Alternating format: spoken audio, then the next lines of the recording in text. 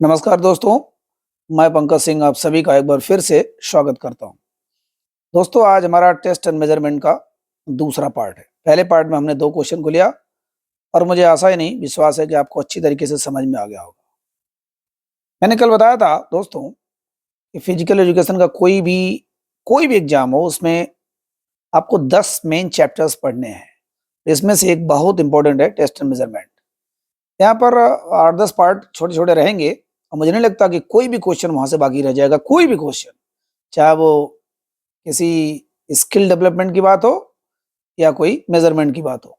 ठीक है, तो चलते हैं दूसरे पार्ट में। 2 क्वेश्चन और लिए हैं, उन 2 क्वेश्चन का डिटेल्ड एनालिसिस करते हैं। तो 2 क्वेश्चन मतलब समझ लिए कि 8 क्वेश्चन हो गया। एक में अगर 4 है, 2 में 8 है, तो 8 क्वेश्चन का जान लीजिए हो गया वो।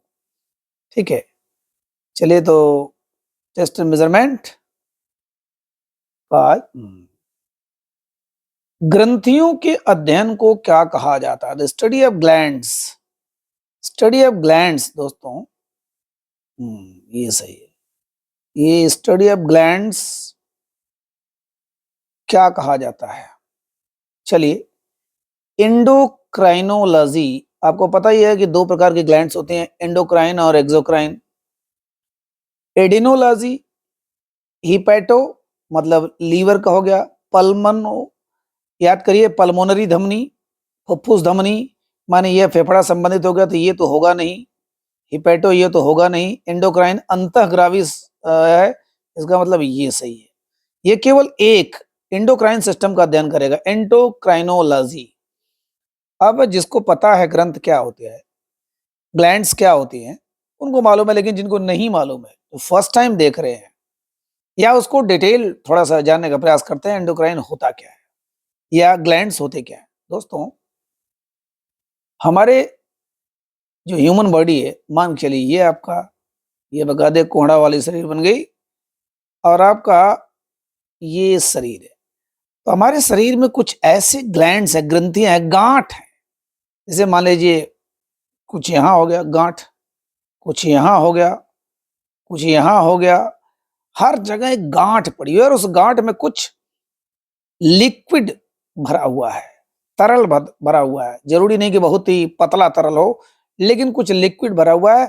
और इस गांठ पर, जैसे मान लीजिए गांठ है, ये ग्रंथि माने गांठ होता है।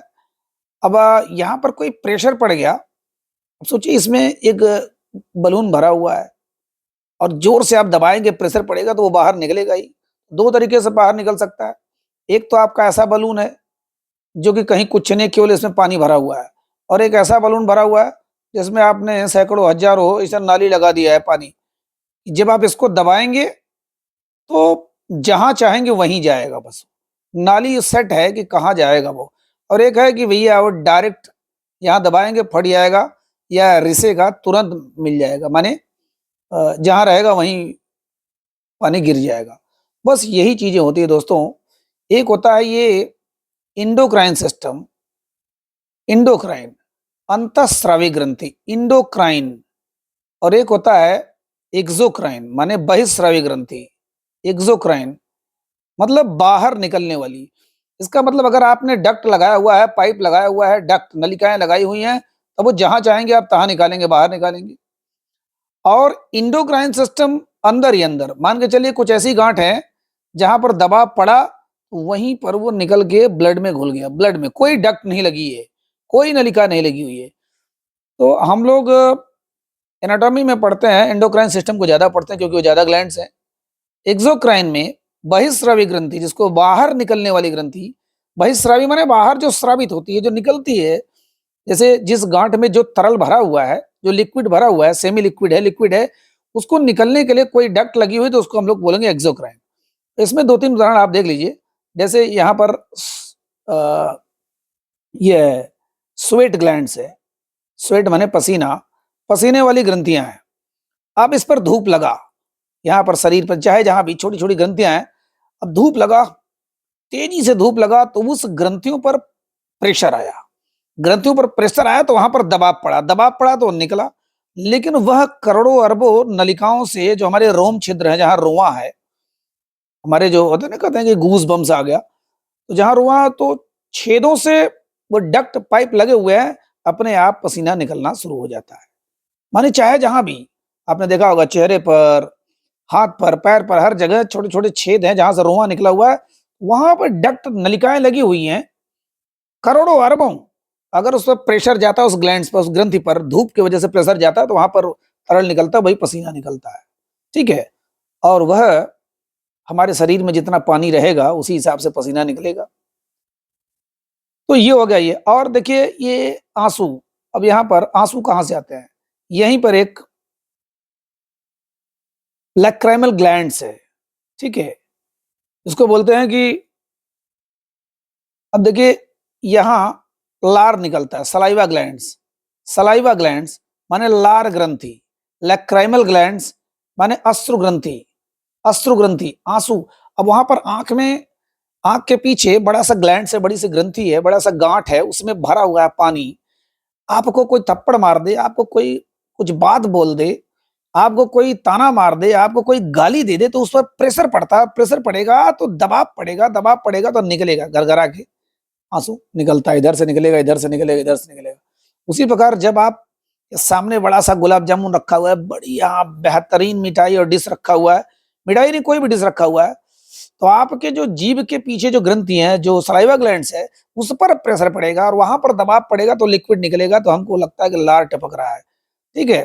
तो ये ग्रंथि, जितनी ग्रंथियां हैं, एंडोक्राइन और एक्सोक्राइन, सबका अगर कोई अध्ययन करता है तो क्या है वो? एडेनोलॉजी, एडेनोलॉजी करता है। एंडोक्राइनोसिस्ट दोस्तों, अगर एंडोक्राइन की बात करते हैं, जैसे पिट्यूटरी ग्लैंड्स, जैसे थायराइड ग्लैंड्स, जितनी भी पैराथायराइड ग्लैंड्स है ना, ये जितनी अंतःस्रावी ग्रंथियां हैं, अंदर की ग्रंथियां, उसको हम लोग एंडोक्राइनोलॉजी में करेंगे। ठीक है। लेकिन चाहे अंतःस्रावी हो, चाहे बहिःस्रावी हो, चाहे एंडोक्राइन हो, चाहे एक्सोक्राइन, सबका अध्ययन एडेनोलॉजी के अंतर्गत होगा। ठीक है। ग्लैंड्स दोस्तों, ग्लैंड्स माने गांठ, उस गांठ में कुछ लिक्विड भरे रहते हैं, और जहां पर प्रेशर पड़ता है तो वह या तो नलिकाओं द्वारा बाहर निकल जाएंगे या वहीं घुल जाएंगे। जो अंदर घुल जाते हैं उसे हम लोग अंतःस्रावी ग्रंथि बोलते हैं। अंतःस्रावी ग्रंथि। ठीक है। जैसे लीवर है, पैंक्रियाज है, आपका पिट्यूटरी ग्लैंड्स है, आपका थायराइड ग्लैंड्स है, थाइमस ग्लैंड्स है, माने कई ऐसी ग्रंथियां हैं, एड्रिनल ग्रंथि हैं, जो कि अंदर ही अंदर बिना नलिकाओं के लगी हुई है, अंदर उस पर प्रेशर पड़ता है तो अंदर ही ब्लड। और ये ध्यान दीजिएगा, जो बाहर निकलता है वह ज्यादातर क्या होता है? एंजाइम होते हैं। जो बाहर निकलता है, जो नलिकाओं द्वारा, जैसे आंसू क्या है? एंजाइम है। लार क्या है? एंजाइम है। पसीना क्या है? एंजाइम है। लेकिन जो अंदर घुल जाते हैं उसे हम हार्मोन बोलते हैं। हार्मोन। ठीक है। इसका मतलब जो अंतःस्रावी ग्रंथियों में हार्मोन बैठा रहता है, जो लिक्विड होता है हार्मोन होता है, और जो बहिःस्रावी ग्रंथियों में वो एंजाइम होते हैं। ठीक है। तो इसका अध्ययन किसके अंतर्गत होता है? एडेनोलॉजी। अब थोड़ा सा आगे देखते हैं हम लोग। एंडोक्राइनोलॉजी हमने देख ही लिया। अब आता है हिपैटोलॉजी। दोस्तों, हिपैटो मतलब होता है लीवर। लीवर का अध्ययन जो होता है, ठीक है, ये ग्रीक शब्द हिपैटिकोस ऐसे करके कुछ है। हाँ, ये या हेपिटोकोस, हेपिटोकोस ग्रीक शब्द माने यूनानी शब्द है, जिसका अर्थ होता है लीवर, यकृत। ठीक है। इसका लीवर, इसका मतलब हिपैटोलॉजी के अंतर्गत लीवर से संबंधित जितनी चीजें रहेंगी उसका अध्ययन किया जाएगा। जैसे मान लीजिए आपका हो गया लीवर हो गया, ठीक है, या आपका पैंक्रियाज हो गया, बाइल हो गया,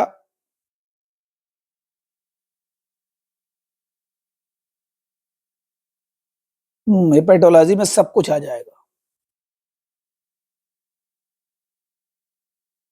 कहने के लिए ये केवल है कि लीवर, हिपैटो माने, हिपेटिकोस माने लीवर, लेकिन इसमें कई चीजों का अध्ययन हो जाएगा लीवर से संबंधित जो भी है।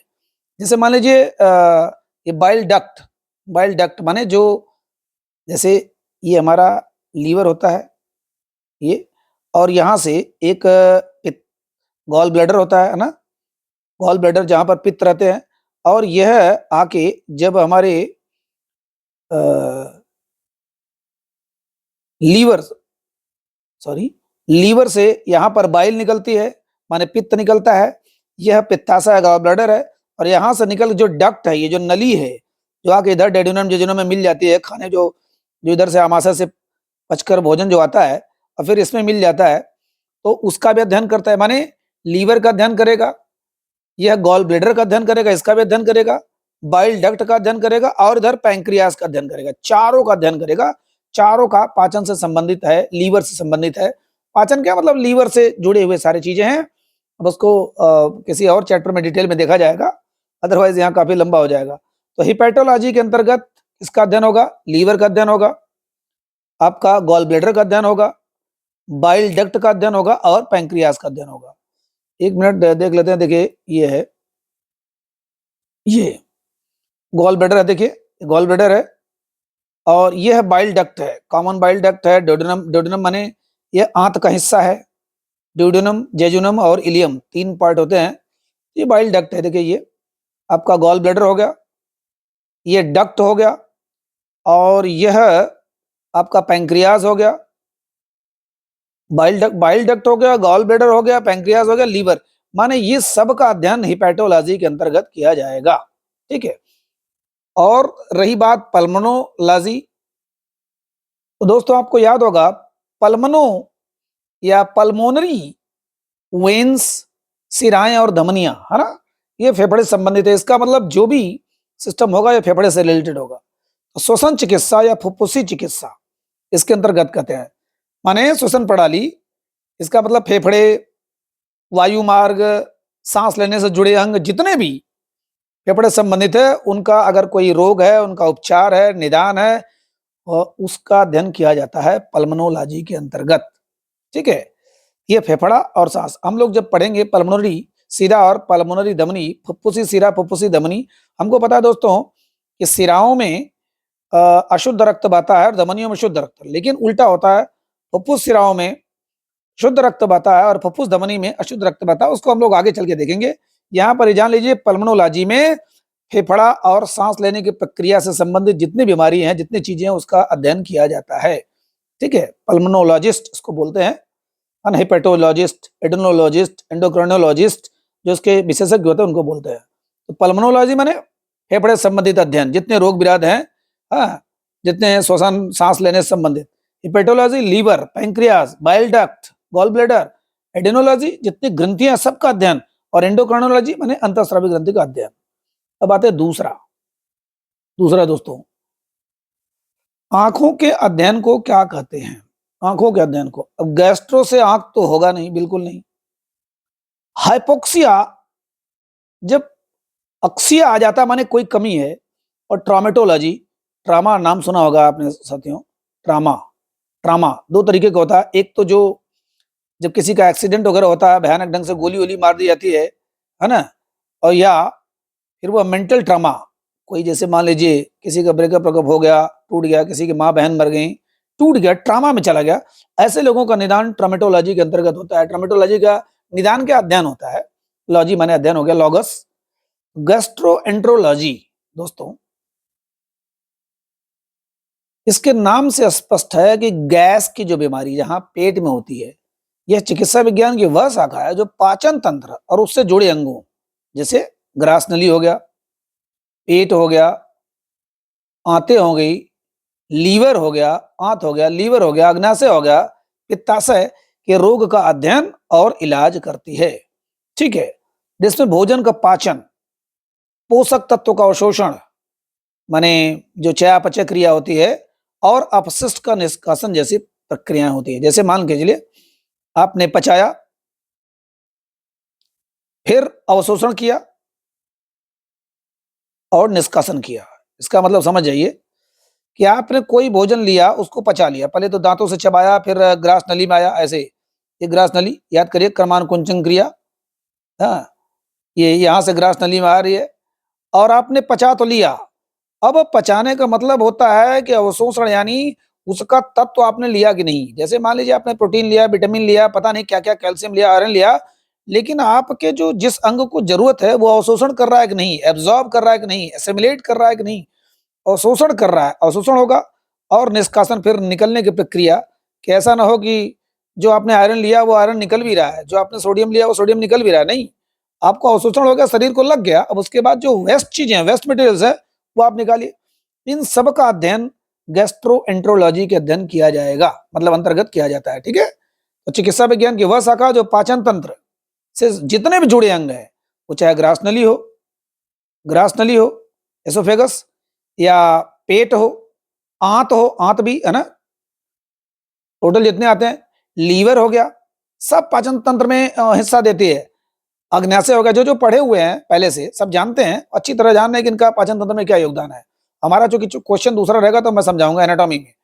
अग्न्याशय हो गया, पित्ताशय हो गया, जितने इससे जुड़े हुए रोग हैं और जो उसका निदान है, इलाज है, उसका अध्ययन किया जाता है। ठीक है, इसमें छोटी आंत, बड़ी आंत, लीवर, अग्न्याशय, मलाशय, पचाशय, जितनी चीजें हैं सब कुछ इसका अध्ययन किया जाएगा। ठीक है, आप हाँ पहले इसका अंतर जान लेते अर्थ जान लेते हैं, मतलब आंसर। आंखों के अध्ययन को क्या कहते हैं, इसका मतलब ये आपका सही होगा, ऑप्थेल्मोलॉजी, है ना। ऑप्टिकल आपने सुना होगा, ऑप्टिक्स, जब आप चश्मे की दुकान पर जाते हैं तो ऑप्टिक्स, वहीं से बना ऑप्थेल्मोलॉजी। ठीक है, ऑप्थेल्मोलॉजी आंखों का अध्ययन। ठीक है, आंखों के अध्ययन को क्या बोलते हैं, ऑप्थेल्मोलॉजी। माने आंख से संबंधित जितने आपके रोग है, बीमारी है, जो भी आप जाएंगे, अगर उसका अध्ययन कोई करेगा, कोई भी चिकित्सा विज्ञान की शाखा, तो उसे हम लोग बोलेंगे ऑप्थेल्मोलॉजी। अब थोड़ा सा और जान लेते हैं, हाइपोक्सिया क्या होता है। हाइपोक्सिया दोस्तों, एक मिनट, हाइपोक्सिया मतलब शरीर के ऊतक में, सेल्स में ऑक्सीजन की कमी, जो ऑक्सीजन की बिल्कुल कमी होती है, लैक ऑफ ऑक्सीजन। तो आपको पता है शरीर में जिंदा हम तभी हैं जब हमारे शरीर में ऑक्सीजन है। हम जब पहाड़ों पर चढ़ते हैं, ऑक्सीजन कमी होती है तो हाँफने लगते हैं, हमारी सांस फूलने लगती है। ऑक्सीजन जहां कमी हुआ, आपकी हालत खराब हुई, मरने के कगार पा जाते हैं। पता नहीं कि ऑक्सीजन पैमाना जब नापा जाता है कि अगर अपने सिस्टम से ऊपर नीचे है तो आदमी मरना तय है। ठीक है, तो ऑक्सीजन की कमी जब हो जाए तो जान लीजिए उसका अध्ययन क्या किया जाएगा, हाइपोक्सिया में। अपने शरीर के ऊतकों में, ऊतक माने सेल्स के जो ग्रुप होते हैं, एक ही समान प्रकार के सेल्स के जो ग्रुप होते हैं उसे हम लोग टिश्यू बोलते हैं, ऊतक बोलते हैं। अगर वहां पर ऑक्सीजन नहीं मिल पाती, अब ऑक्सीजन का कमी हो, ये भी हो सकता है एचबी, माने आपके हीमोग्लोबिन बहुत कम हो गया हो। हीमोग्लोबिन का काम क्या होता है, ऑक्सीजन को पूरे शरीर में लेके जाना। खून के, इसका दोस्त क्या है, ब्लड है। हीमोग्लोबिन ब्लड में रहता है और ब्लड में लिक्विड चीजें होती हैं, वहीं से तैर सकती हैं पूरे बॉडी में। यही हीमोग्लोबिन, ये ऐसा कार है जिसमें बैठ करके ऑक्सीजन पूरे ब्लड में, ब्लड के माध्यम से पूरे बॉडी में जाता है। हो सकता है आपके हीमोग्लोबिन कमी हो, ब्लड कमी हो, आपके अंदर आयरन कमी हो, हिम माने आयरन, तो पक्का है कि आपके अंदर ऑक्सीजन है, फेफड़ा फूलेगा, सांस फूलेगा, या आप कहीं पहाड़ों पर चढ़ रहे हैं तब सांस फूलेगा। तो मतलब कि आपके अंदर ऑक्सीजन की कमी हो जा रही है, कोशिकाओं तक ऑक्सीजन पहुंचने में रुकावट अगर हो जा रही है, तेज सांसें चल रही हैं, हृदय गति, हार्ट रेट बहुत तेजी से बढ़ जा रहा है, और मानसिक भ्रम जैसे लक्षण, जैसे इतना तेजी से चक्कर टाइप आ रहा है, तो उसका अध्ययन क्या कहलाएगा, हाइपोक्सिया। यह एक ऐसी स्थिति है जब शरीर के अंग या ऊतक को उनकी जरूरत के हिसाब से ऑक्सीजन नहीं मिल पाती है, तो ठीक से काम ही नहीं कर पाते हैं। भाई हमारे शरीर में हम लोग ऑक्सीजन सांस में लेते हैं, और ऑक्सीजन के माध्यम से हीमोग्लोबिन जो है पूरे शरीर को पहुंचाता है, और वहां से कार्बन डाइऑक्साइड लेके निकाल के लेके बाहर लेके चला जाता है। यही यही प्रक्रिया होती है सांस लेने में, सांस छोड़ने में। सांस लिया, ऑक्सीजन लिया, सांस छोड़ा, कार्बन डाइऑक्साइड छोड़ा। ठीक है, तो अगर वहां पर कोई कमी आ जाती है, प्रॉब्लम आ जाती है, तब हम लोग हाइपोक्सिया के अंतर्गत उसका अध्ययन किया जाता है। ठीक है जी हाँ, यह अक्सर तब होता है जब फेफड़ों में फेफड़ा से जब रक्त में ऑक्सीजन नहीं पहुंच पाती है, पूरे रक्त में, पूरे ब्लड में ऑक्सीजन नहीं पहुंच पाती है, या ये कहो कि ब्लड के माध्यम से पूरे बॉडी में नहीं पहुंच पाती, तभी इसका अध्ययन होता है, हाइपोक्सिया इसी कहते हैं। ठीक है, अब आप आते हैं चौथा, ट्रोमेटोलॉजी। ट्रामा अभी मैंने बताया, ट्रामा सेंटर आपने सुना होगा दोस्तों। ट्रामा सेंटर माने जब आप बहुत बुरी तरीके से घायल होते हैं एक्सीडेंट में, या गोली वोली लग जाती है, या कट पिट जाता है, तो आप ट्रामा सेंटर भागते हैं तुरंत। तो पहली बात, चोट का अध्ययन जो होता है, किसी व्यक्ति को दुर्घटना, हिंसा के कारण होने वाले घाव, जितने भी चोट है, उसका अध्ययन ट्रोमेटोलॉजी में कहलाता है। अब ट्रामा ये भी हो सकता है कि मेंटल ट्रामा भी हो, जैसे मान के चलिए आपको कोई इतना बड़ा झटका लगा हो, सदमा लगा हो कि आप ट्रामा पहुंच गए, आपका एकदम डिस्टर्ब हो गया, तब भी वो ट्रामा सेंटर में जाते हैं। ठीक है, तो यह ऐसा चोट विज्ञान है जो शारीरिक चोट, जैसे दुर्घटना, हिंसा, मार काट में भी हो गया, लाठी डंडा चला, तलवार चला। मनोवैज्ञानिक सदमा माने ट्रामा, आपके अंदर इतना झटका लग गया है कि आपको, जैसे घर पर कोई ऐसा खास आदमी गुजर गया है जिसको, तो इसका निदान, इसका उपचार और इसका रोकथाम, जितने इससे संबंधित जितने क्षेत्र हैं, इसके अंतर्गत ट्रामेटोलॉजी के अंतर्गत किया जाता है। ठीक है। अब जैसे मान लीजिए दुर्घटना हो गई, गिर गए आप कहीं से छत पर से, कोई हमला में तलवार सलवार से कोई मार दिया, लाठी डंडा गाड़ा सा भाला से मार दिया, या गोली लग गया आपको, तो तत्काल सर्जिकल कहीं अगर जाते हैं तो तुरंत हम लोग जाते हैं कहाँ, ट्रामा सेंटर में जाते हैं, ट्रामेटोलॉजी। ठीक है।